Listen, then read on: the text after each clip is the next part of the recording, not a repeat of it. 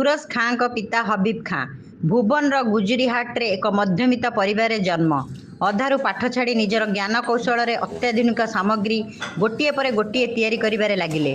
Cooler, calling bell, power bank इत्यादि करी चर्चारे रहितिले, किंतु एबे से सुंदर इलेक्ट्रिक बाइक तैयारी करी प्रशंसा साउंटिबारे व्यस्त। से एक पुराना बाइक किनी सेही बाइक रे एक 250 किलोवाटर बैटरी लगेई बाइक करि पारले।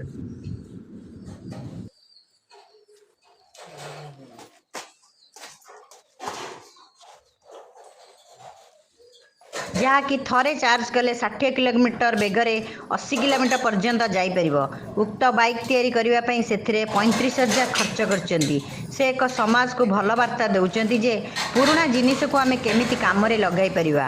तांकर उन्नति और उज्जवल भविष्य पई आपणकर आशीर्वाद और भल पाइबा एकांत आवश्यक।